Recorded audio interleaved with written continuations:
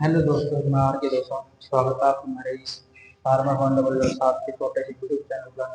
आज हम करेंगे आपका जो पेपर है इंजीनियरिंग 221 का सेकंड ईयर के सेकंड सेमेस्टर का। तो उसका गैस पेपर सॉल्व करेंगे। इसका टाइटल होता है renewable energy and green technology. तो इसमें हम बेटा थ्योरी पेपर की बात करें तो थ्योरी पेपर में तीसरा क्वेश्चन हमारा होता है डेफिनेशन का। इसमें हमारी 5 डेफिनेशन आती है एक एक नंबर की। तो इसमें हमारे 5 नंबर होते हैं। अगर हम बात करें बेटा गैस पेपर में पहले क्वेश्चन की, तो गैस पेपर में पहला क्वेश्चन आता है एनर्जी क्रॉप का। तो एनर्जी क्रॉप की अगर डेफिनेशन बोले तो वे फसलें जो विशेष रूप से गैस की जैव ऊर्जा, वे फसलें जो विशेष रूप से जैव ऊर्जा, बायोमास या बायोफ्यूल उत्पादन के लिए उगाई जाती है। वे फसलें जो विशेष रूप से जैव ऊर्जा बायोमास उत्पादन के लिए उगाई जाती है, उन्हें क्या कहते हैं बेटा? उन्हें एनर्जी क्रॉप कहा जाता है। अगर हम इसके उदाहरण की बात करें तो इसका उदाहरण है गन्ना, मक्का, स्वीट, सोरगम। दूसरी क्रॉप आती है हमारा बेटा, दूसरी डेफिनेशन है क्लोरोफिक वैल्यू। क्लोरोफिक वैल्यू का मतलब होता है, क्लोरोफिक वैल्यू की हम बात करें तो किसी ईंधन द्वारा पूर्णतः जलने पर प्राप्त प्रति ग्राम प्रति किलो की ऊर्जा की मात्रा को ऊष्मीयमान कहा जाता है। यानी बेटा किसी ईंधन द्वारा प्राप्त पूर्णतः जलने पर प्रति किग्रा प्रति केजी के हिसाब से ऊर्जा की मात्रा जो प्राप्त होती है उसको ऊष्मीयमान कहा जाता है। तो लकड़ी की बात करें, लकड़ी की बात बेटा 4500 कैलोरी प्रति केजी हमें ऊष्मा प्राप्त होती है। डीजल की बात करें 10,000 प्रति कैलोरी ऊष्मा प्राप्त होती है प्रति किलो के हिसाब से बात करें। अगर तीसरी डेफिनेशन की बात करें बेटा हमारे, तो सोलर कुकर आता है। सोलर कुकर आता है जो धूप में खाना बनाने के काम आता है। इसकी डेफिनेशन है बेटा एक ऐसा यंत्र जो सूर्य की ऊर्जा को एकत्रित करके ताप में बदलता है और उस ताप से भोजन पकाया जाता है। एक ऐसा यंत्र जो सूर्य की ऊर्जा को एकत्रित करके ताप में बदलता है और उस ताप से भोजन पकाया जाता है। यह पर्यावरण के अनुकूल होता है बेटा। बात करें हम इसके एग्जाम्पल की, तो बॉक्स टाइप एंड कुकर। ये एक बॉक्स टाइप होता है जो कि कुकर होता है। अब बात करें बेटा हम चौथी डेफिनेशन की, 4 नंबर डेफिनेशन की, तो इसमें होता है सोलर फोटोवोल्टिक टेक्निक। ऐसी तकनीक जिसमें सूर्य की रोशनी को फोटोवोल्टिक सेल की मदद से, कौन से सेल की मदद से बेटा? फोटोवोल्टिक सेल की मदद से सीधे विद्युत ऊर्जा में बदला जाता है। उसे हम क्या कहते हैं? सोलर फोटोवोल्टिक टेक्निक कहा जाता है। ये तकनीक है बेटा। इसकी हम बात करें एग्जाम्पल की, तो इसमें आता है सोलर पैनल और सोलर पंप। आगे हम बात करें बेटा तो आता है हमारा, तो आगे हम बेटा बात करें तो डिफरेंट आता है हमारे 4 नंबर में। 4 नंबर का होता है, इसका एक क्वेश्चन होता है 3.5 का, तो इसमें 2 होते हैं हमारे 7 नंबर के। तो बेटा ये क्लास देखने के बाद आपके डिफरेंट के जो क्वेश्चन है वो कंप्लीट हो जाएंगे और आपके 7 नंबर पहुंच जाएंगे। तो हमारा आता है बायोगैस और प्रोड्यूसर गैस में अंतर। बायोगैस का ये होता है हमारा जैव ईंधन, और इसका मतलब होता है उत्पाद गैस।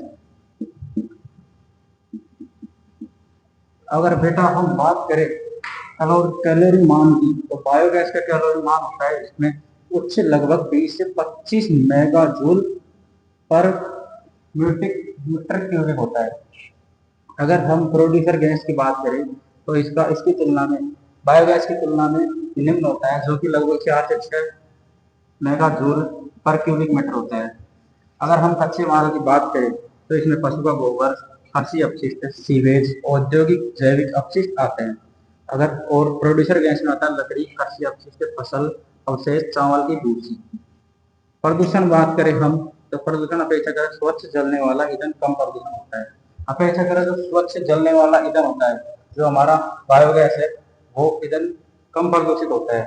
और इसकी तुलना में प्रोड्यूसर गैस है, जो उत्पाद गैस है, वो जलता है तो हमारा प्रदूषण ज्यादा होता है। अगर मुख्य घटक की बात करें तो बेटा बायोगैस में जो मुख्य घटक होता है वो मीथेन CH4 50 से 75% के मध्य होता है। CO2 कार्बन डाइऑक्साइड होता है 25 से 50% के मध्य।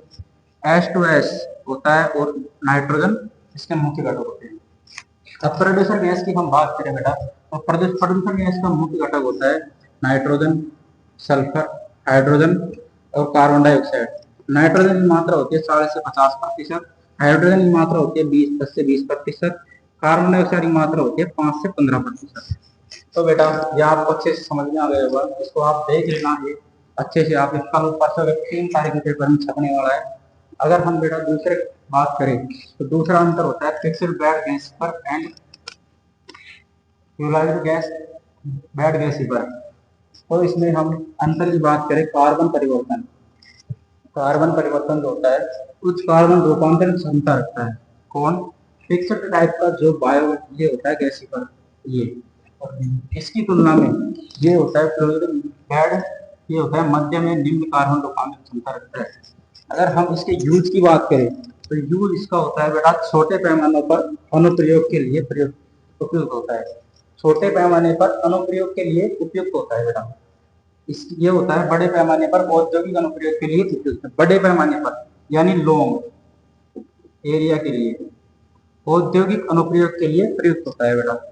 अब हम ईंधन के प्रकार की बात करें बेटा, क्या बात करें? ईंधन के प्रकार की हम बात करें आकार की, साइज की। तो ईंधन का साइज होता है बड़ा असमान आकार के ईंधन को संभाल कर सकता है। इसकी हम बात करें छोटे और एक असमान आकार के ईंधन की आवश्यकता होती है इसमें बेटा। अगर हम लास्ट अंतर की बात करें, लास्ट डिफाइंड की बात करें तो उत्पाद गैस, इसमें उत्पाद गैस फिक्स्ड बेड गैसीफर में उत्पाद गैस होती है। उच्च टायर सामग्री वाली गैस हो सकती है बेटा। उच्च टायर सामग्री वाली गैस होती है वो फिक्स्ड बेड गैसीफर में हो सकती है बेटा। बेड गैसीफर की बात करें बेटा तो कम टायर सामग्री वाली गैस अधिक साफ गैस हो सकती है बेटा। ये हमारा हुआ चौथा क्वेश्चन जो डिफरेंट में आता है, वो आपके इससे बाद कुछ भी निकलने वाला नहीं है। तो आप हमारे इस वीडियो को ज़्यादा से ज़्यादा लाइक करें, शेयर करें, ऐसे ही हमारी अगली वीडियो में आगे तक बने रहे। अब हम बात करें बेटा अगले क्वेश्चन की। अगला क्वेश्चन हमारा आता है 5वां, जो कि हम आगे देखने वाले हैं। आगे हम बेटा बात करें तो अपना 5वां और छठा 7वां क्वेश्चन है, वो हमारा आता है थोड़ा लॉन्ग टाइम में हेल्दी क्वेश्चन। तो इसमें हम बात करें बेटा तो अपना आता है पहला क्वेश्चन आता है जनता और दीनबंधु प्लांट में जो भी एडवांटेज यानी लाभ, क्या बेटा? लाभ। और डिसएडवांटेज यानी नुकसान। तो बेटा नुकसान क्या होता है बेटा? जिससे अपन को नुकसान हो वो हमारा डिसएडवांटेज आता है। तो हम बेटा बात करें शुरुआत में जनता एडवांटेज और दीनबंधु एडवांटेज। एक बार हम एडवांटेज की बात करेंगे, दूसरी बार बेटा हम बात करेंगे डिसएडवांटेज की। दीनबंधु के डिसएडवांटेज और जनता के डिसएडवांटेज, तो इसको टेबल फॉर्म में समझते हैं। तो बेटा बात करें हम जनता टाइप जो बायोगैस प्लांट होता है उसके क्या क्या एडवांटेज यानी हमको लाभ प्राप्त होते हैं। तो इसमें लाभ प्राप्त करने के लाभ होते हैं, निर्माण सामग्री स्थानीय रूप से उपलब्ध हो सकती है। बेटा जो इसमें निर्माण सामग्री है वो हमको स्थानीय रूप से अपन जहाँ पे रहते हैं वहीं पे प्राप्त हो सकती है। दूसरा एडवांटेज है बेटा निर्माण और रखाव में अपेक्षाकृत सरल होता है। ये जो जनता टाइप एडवांटेज जनता टाइप प्लांट है वो निर्माण और रखाव की अपेक्षा सरल हो सकता है बेटा। तीसरा है मौसम की चरम सीमा की स्थितियों में भी अच्छा प्रदर्शन करता है। यदि किसी कारणवश हमारा मौसम खराब हो जाए तो ये उसकी चरम सीमा यानी अंत की सीमा तक अच्छा प्रदर्शन कर सकता है। तो बेटा बात करें हम दीनबंधु एडवांटेज डिसएडवांटेज, इसके लाभ क्या क्या होते हैं। तो ये तो जनता के एडवांटेज थे और ये दीनबंधु के एडवांटेज है। निर्माण में कर्म सामग्री की आवश्यकता होती है बेटा। स्थिर गैस के दबाव प्रदान करता है बेटा। भारत की ग्रामीण क्षेत्रों के लिए विशेष रूप से डिजाइन किया गया होता है। भारत के जो भी ग्रामीण क्षेत्र हैं उनके लिए विशेष रूप से डिजाइन किया गया होता है बेटा। अब हम बात करें इसके डिसएडवांटेज यानी हानियों की। तो हानि होती है इसका गैसों का दबाव संयंत्र की मात्रा पर निर्भर करता है बेटा। गैसों का दबाव संयंत्र की मात्रा पर निर्भर करता है जो कि कम व ज्यादा हो सकता है। कम होने पर भी नुकसानदायक होता है और ज्यादा होने पर भी नुकसानदायक होता है गैस। रिसाव की संभावना हो सकती है बेटा यदि निर्माण सही ढंग से न किया हुआ हो। यदि कोई मिस्त्री निर्माण इसका सही ढंग से नहीं करता है तो इसमें रिसाव की संभावना हो सकती है। फ्लोटिंग दम टाइप की तुलना में परिचालकता में हल्का कम लचीला होता है। फ्लोटिंग दम टाइप जो प्लांट होता है इसकी तुलना में हल्का कम लचीला होता है। अब हम बात करें बेटा दीनबंधु की। तो दीनबंधु की बात करें तो निर्माण के लिए कुछ हद तक कुशल मिस्त्री की आवश्यकता होती है। निर्माण के लिए जो बेटा कुशल मिस्त्री यानी जो पूर्णतः इसको बनाना जानता हो उसकी आवश्यकता होती है। जो अगला हम बात करें फ्लोटिंग दम प्लांट की तुलना में गैस भंडारण क्षमता में सीमित होती है। प्रोटीन दम टाइप की तुलना में गैस भंडारण क्षमता में सीमितता होती है। हम बेटा ये हमारा हुआ पांचवा क्वेश्चन। पांचवा क्वेश्चन एक प्रकार का ये हो गया। अब हम दूसरा क्वेश्चन अगली वीडियो आगे देखते हैं। आगे हम बेटा बात करें अपना पांचवा और छठा क्वेश्चन का दूसरा क्वेश्चन। ये है हमारा लॉन्ग टर्म का क्वेश्चन। तो बेटा हम बात करते हैं क्लासिफिकेशन ऑफ बेसिकर एंड डिफरेंट टाइप स्पेस द्वार अपद्वार है डाउन द्वार। तो अपद्वार और डाउन द्वार स्पेस और क्लासिफिकेशन ऑफ बेसिकर यानी गैसीफर का क्लासिफिकेशन हम बात करें बेटा। क्लासिफिकेशन ऑफ गैसीफर, तो गैसीफर का classification according to bed type यानी बेड के जो प्रोटीन टाइप दम टाइप जो बेड होता है अपना प्लांट बायोगैस प्लांट का, उनके अनुसार बात करें तो फिक्स्ड गैस गैसीफर होता है एक फ्लोराइड बेड गैसीफर होता है। जो फिक्स्ड गैस गैसीफर होता है वो अपद्वार होता है, डाउन द्वार होता है, क्रॉस द्वार होता है। अपद्वार में होता है ये जमीन सतह के ऊपर होता है बेटा, डाउन द्वार होता है वो जमीन सतह से नीचे होता है, और क्रॉस द्वार होता है ये जमीन सतह के बराबर होता है बेटा। ये जो बेड टाइप जो गैसीफर होता है वो बायोमास स्थिर ढेर में रहता है। इसका जो बायोमास होता है वो स्थिर ढेर में रहता है। और जो ये फ्लूइडाइज्ड बायोगैस गैसीफर ये कण की तरह व्यवहार करता है बेटा। इसकी तरह व्यवहार करता है, इसकी तुलना में ये कण की तरह व्यवहार करता है। तो अगला इसका प्रकार है बबलिंग फ्लूइडाइज्ड बेड यानी इसको शॉर्ट फॉर्म कहते हैं BFB, सर्कुलेटिंग करंट बेड यानी CFB। सर्कुलेटिंग करंट बेड इसको CFB भी कहा जाता है।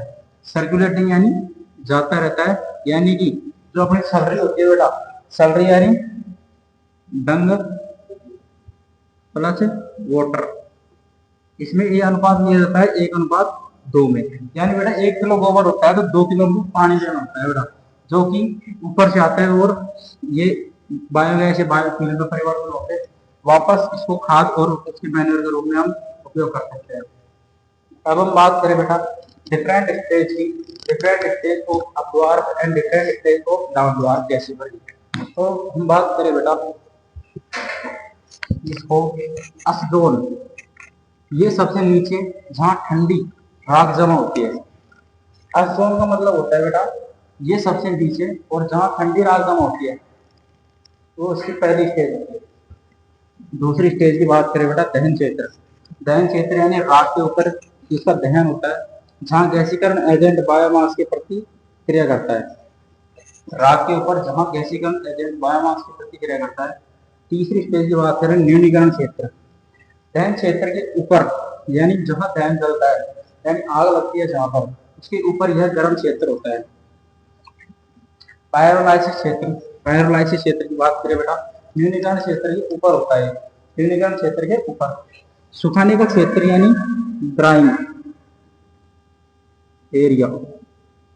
ड्राइंग एरिया की बात करें बेटा तो ये सबसे ऊपर जहां नया बायोगैस डाला जाता है, यानी कि नया बायोगैस जहां डाला जाता है वहां पर ये सुखाने का क्षेत्र उपस्थित होता है, जो कि पानी की मात्रा को कम करता है और सूखे की मात्रा को बढ़ाता है।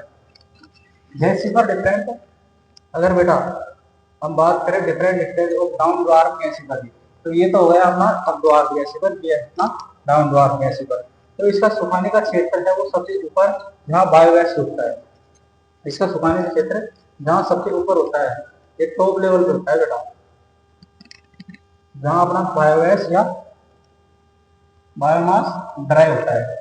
पायरोलाइसिस क्षेत्र की बात करें बेटा तो सुखाने के क्षेत्र के नीचे होता है। ये जस्ट इस क्षेत्र के जहाँ पर बायोगैस सूखता है अपना उसके नीचे भी उपस्थित होता है, जिसे पायरोलाइसिस क्षेत्र कहा जाता है।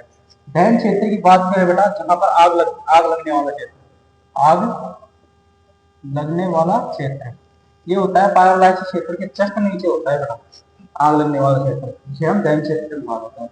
न्यूनीकरण की बात करें बेटा तो न्यूनीकरण क्षेत्र दहन क्षेत्र के इसके नीचे जस्ट क्षेत्र होता है। तो बेटा इसको स्टेज से आप याद कर सकते हैं। पहला स्टेज अपनी दहन सुखाने का क्षेत्र, दूसरी है पायरोलाइसिस क्षेत्र, तीसरी है दहन क्षेत्र, चौथी है न्यूनीकरण क्षेत्र और लास्ट अपनी आती है राख क्षेत्र। दहन होने के बाद न्यूनीकरण होता है, न्यूनीकरण होने के बाद इसमें जो अपने सूखने की बात होती है वो राख होती है। तो राख सबसे नीचे जहां पर राख एकत्र होता है उधर राख क्षेत्र का। तो बेटा आगे हम बात करें पांचवा, छठा और सातवां जो लॉन्ग टाइप का क्वेश्चन था उसमें हम दो कर लिए थे। तीसरे क्वेश्चन की बात करें working of solar dryer and solar distillation. Working of solar dryer and solar distillation का कार्य क्या क्या होता है इसकी हम बात करें बेटा, तो ये मेनली दो सिद्धांत पर कार्य करता है बेटा। सिद्धांत पर दो सिद्धांत पर कार्य करता है बेटा। पहला है सौर ऊर्जा का अवशोषण, यानी जो सौर ऊर्जा सूर्य की ऊर्जा है उसका ऑब्जर्प्शन करता है। दूसरा संवहन द्वारा नमी हटाना, संवहन द्वारा नमी हटाता है। तो इसकी मेनली वर्किंग की बात करें सोलर ड्रायर की, डिस्टिलेशन हम उधर बात करेंगे, पहले ये ड्रायर की बात हम कर लेते हैं। तो ये डायरेक्ट टाइप सोलर ड्रायर है, पहला है डायरेक्ट टाइप, दूसरा है इनडायरेक्ट टाइप, तीसरा है मिक्स्ड मोड सोलर। पहले है ड्रायर टाइप सोलर ड्रायर की। तो ड्रायर टाइप सोलर ड्रायर की हम बात करें, उत्पाद सीधे सूर्य के संपर्क में आते हैं। इसमें जो उत्पाद होते हैं बेटा, उत्पाद कुछ भी हो वो सीधे सूर्य के संपर्क में आते हैं। हवा, गर्म हवा, जो गर्म और डायरेक्ट टाइप सोलर डिस्टिलेशन ये होता है ड्रायर, उसमें गर्म हवा नमी को बाहर निकालती है और ठंडी हवा नीचे से एंट्री हो जाती है। गर्म हवा जैसे जैसे ऊपर से निकलती रहती है, ठंडी हवा नीचे से एंट्री हो जाती है। एग्जाम्पल की बात करें बेटा, बॉक्स टाइप सोलर ड्रायर। दूसरा है अपना इनडायरेक्ट टाइप सोलर ड्रायर, पहला था डायरेक्ट टाइप, दूसरा है इनडायरेक्ट टाइप। उत्पाद सीधे सूर्य के संपर्क में नहीं आता है बेटा, इसमें तो आ रहा था अपना, इसमें नहीं आएगा। गर्म हवा नमी को उठा लेती है, गर्म हवा है जो बेटा नमी को उठा लेती है, सीधे नमी को उठाती है बेटा, चिमनी और पंखे द्वारा बाहर निकाल दिया जाता है बेटा। गर्म हवा है वो चिमनी आपने देखी होगी या नहीं भी देखी होगी कोई पता नहीं है, पंखे तो आप सबने देखे होंगे, पंखे जो लगे होते हैं उनके द्वारा गर्म हवा वो बाहर निकाला जाता है। अगला है बात करें तीसरा टाइप है बेटा mixed mode solar dryer. Mixed mode यानी मिक्स्ड, बात सबसे ही पता लग रहा है बेटा मिक्स, कुछ ना कुछ तो इसमें मिक्स हुआ है। तो मिक्स डायरेक्ट टाइप और इनडायरेक्ट टाइप मिक्स हुआ है बेटा, ये दोनों से मिलकर इनडायरेक्ट टाइप और डायरेक्ट टाइप इनसे मिलकर मिक्स मोड का निर्माण हुआ है बेटा। ये सबसे सरल, कुशल, सस्ता सोलर ड्रायर है बेटा। ये इसका प्रयोग सीधे, कुशल, सस्ता और सोलर ड्रायर है। तो इस प्रकार से हम ये ड्रायर हुआ अपना। अब हम बात करें बेटा डिस्टिलेशन की। सोलर डिस्टिलेशन में आता है बेटा इवापोरेशन, इसका अर्थ होता है वाष्पीकरण। वाष्पीकरण बात करें बेटा, सौर स्टील में एक काले रंग का बेस होता है, काले रंग का एक बेस या प्लेट होती है बेटा, जिस पर खारा या दूषित पानी रखा जाता है, ताकि वो सूर्य के संपर्क में आए और सूर्य के संपर्क में आने पर सीधा गर्म हो। गर्म होगा तो बेटा कंडेंसेशन यानी वाष्प संघनन भी होगा। बेटा वाष्पीकरण का संघनन भी होना अनिवार्य है, वो तो होगा ही। उत्पन्न जल वाष्प के रूप में बाहर निकल जाती है। पारदर्शी कवर की ठंडी आंतरिक सतह के संपर्क में आती है। पारदर्शी कवर होता है, उसकी कवर की ठंडी आंतरिक सतह के संपर्क में आती है। वाष्पीकरण होने के बाद संघनन की जो बूंदे बनती है वो पानी। अब बेटा पानी की बूंदे बन गई, वाष्पीकरण भी हो गया अपना। अब अपन क्या करेंगे, इसका कलेक्शन यानी संग्रहण, इसका इकट्ठा करेंगे बेटा। इकट्ठा करेंगे तो पानी की ये साफ बूंदे गुरुत्वाकर्षण के कारण ढलान वाली कवर की सतह के नीचे तरफ बहती है। ढलान वाली कवर की सतह के नीचे जब बहेगी बेटा तो ये साफ पानी कहलाएगा। साफ पानी, अब साफ पानी का प्रयोग क्या क्या किया जाता है? साफ पानी का प्रयोग पीने में किया जाता है बेटा, पशुओं को पिलाने में किया जाता है, पशुओं को पिलाने में, दैनिक जीवन में जो भी काम आता है अपना पानी, आप सभी जानते हैं क्या क्या काम आता है पानी, उसका प्रयोग भी लिख सकते हैं आप इसमें कलेक्शन में संग्रहण करके। ये कलेक्शन गड्ढों के रूप में, टैंक के रूप में, वह उपलब्ध सामग्री के रूप में, कलेक्शन किया जा सकता है। तो बेटा ये हुआ अपना working of solar dryer and solar distillation. Working of solar dryer and solar distillation mainly दो नाम पर कार्य करता है, सौर ऊर्जा का अवशोषण, संघनन द्वारा नमी हटाना। सोलर ड्रायर होता है तीन प्रकार का, direct type solar dryer, indirect type solar dryer और mixer mode type solar dryer. सूर्य के उत्पाद में, सूर्य के संपर्क में सीधे उत्पाद होता है, गर्म हवा निकल जाती है, बाहर निकल जाती है, ठंडी हवा नीचे से एंट्री करती है। एग्जाम्पल बॉक्स टाइप हो गया। इनडायरेक्ट टाइप उत्पाद सीधे सूर्य के संपर्क में नहीं आते हैं, गर्म हवा नमी को उठा लेती है, चिमनी में पंखे द्वारा हवा निकाल देते हैं। डायरेक्ट टाइप में दो प्रकार के होते हैं, इनडायरेक्ट और डायरेक्ट। सबसे सरल कुशल सस्ता प्रकार होता है सोलर डिस्टिलेशन की बात करें, इवोपोरेशन इसमें हो गया, कंडेंसेशन हो गया, कलेक्शन हो गया। कलेक्शन यानी संग्रहण, संग्रहण पानी यानी इन बूंदों का संग्रहण किया जाता है। अपना संग्रहण हुई बूंदों को, संग्रहण को ही कलेक्शन कहा जाता है। कलेक्शन साफ बूंदे गुरुत्वाकर्षण के कारण ढलान वाली कवर के सतह के नीचे की तरफ बहती है। अब बात करें बेटा अपना चौथा क्वेश्चन, इसी में हम चौथे क्वेश्चन की बात करेंगे। तो वीडियो को स्किप ना करें और लगातार वीडियो में ऐसे ही आप बने रहे। अधिक से अधिक क्वेश्चन मिलने की संभावना है। इस पेपर में से आपको ज्यादा से ज्यादा पासिंग मार्क्स यानी आपकी ये सब्जेक्ट बैक नहीं आएगी अगर आप इस वीडियो को देखते हैं तो। अब हम बात करें बेटा अगला क्वेश्चन की, तो अगला क्वेश्चन आपका इस प्रकार से है।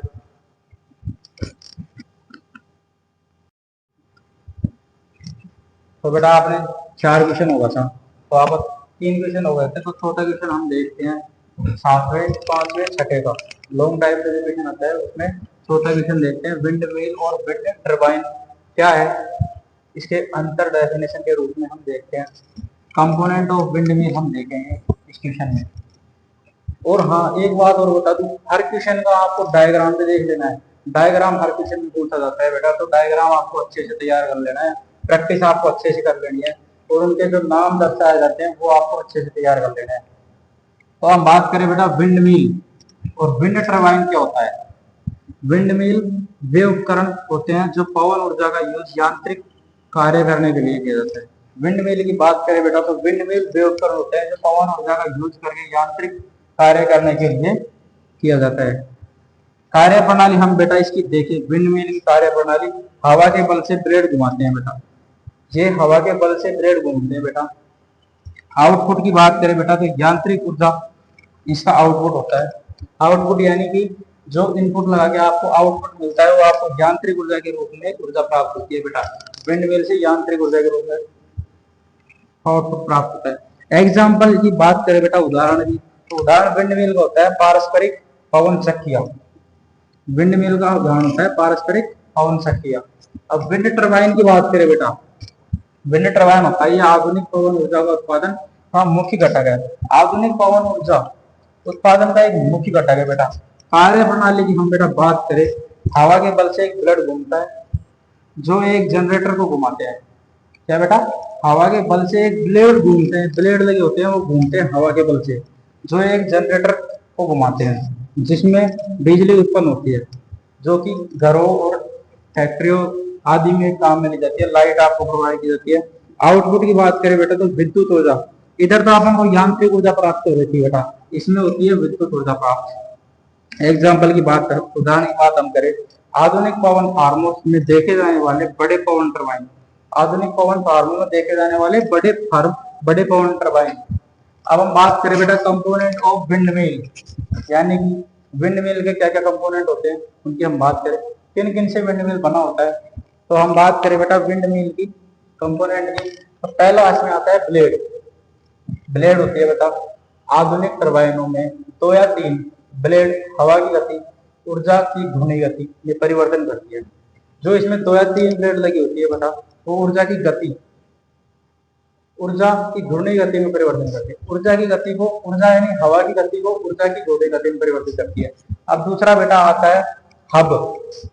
अब बात करें बेटा ब्लेड को एक साथ जोड़ता है, जो बेटा इसमें ब्लेड लगी होती है उनको एक साथ जोड़ता है, का कार्य कौन करता है, हब। वह उनके एक शाफ्ट से जोड़ता है, ब्लेड को एक शाफ्ट से जोड़ता है। अब बात करें बेटा नोकेल। नोकेल क्या होता है, टावर के ऊपर स्थित बड़ा आवरण होता है बेटा, जो टावर होता है उसके ऊपर स्थित एक बड़ा आवरण होता है उसे क्या कहलाता है, नोकेल। अब बात करें बेटा मैन शाफ्ट, ये अपना मैन है, इसको अच्छे से याद कर लेना बेटा। ये धीमी गति से घूमता है बेटा, जो एक 2 या 3 ब्लेड लगी होती है, जो टावर के ऊपर स्थित बड़ा नोकेल होता है। उसके बाद आता है मैन शाफ्ट। मैन शाफ्ट धीमी गति से घूमता है। इसके बाद आता है जनरेटर। इसके बाद आता है अपना एनिमोमीटर, जो इसके बाद आता है कंट्रोलर। कंट्रोलर बेटा हवा की गति को निर्धारित करता है। इसके बाद आता है टावर। इसके बाद आता है ब्रेक सिस्टम। इसके बाद आता है बेटा गियर बॉक्स। गियर बॉक्स के माध्यम से हवा वह उसकी ब्लेड लगी होती है, उसको घुमाने का कार्य कौन करता है बेटा? गियर बॉक्स करता है। तो ये अपना हुआ विंड मिल और विंड टरबाइन। इसकी अपन को चित्र यानी कि डायग्राम देख लेना है और अच्छे से आपको समझना है। आगे हम बात करें बेटा पांचवें विषय की। तो बेटा बात करें हम लास्ट में आपको जो मोस्ट काम बताने वाला हूँ वो है अपना डायग्राम का। तो डायग्राम मेनली हम देखें विंड मिल का डायग्राम अच्छे से तैयार कर लेना बेटा। एक फ्लोटिंग टाइप बायोगैस प्लांट का जो डायग्राम है वो अच्छे से, डैम टाइप बायोगैस प्लांट है वो अच्छे से तैयार कर लेना बेटा। क्योंकि डैम टाइप बायोगैस प्लांट और फ्लोटिंग टाइप और solar cooker, mainly solar cooker का आपको अच्छे से तैयार कर लेना है। इसकी एक बार नहीं, दो बार नहीं, 3 या 4-5 बार आपको प्रैक्टिस करके इसमें जो नेम दर्शाए जाते हैं उनको आपको अच्छे से तैयार कर लेना है। और इसकी आपको सही तैयारी और पासिंग मार्क्स लाने के लिए पूरी क्लास देख ली होगी आपने।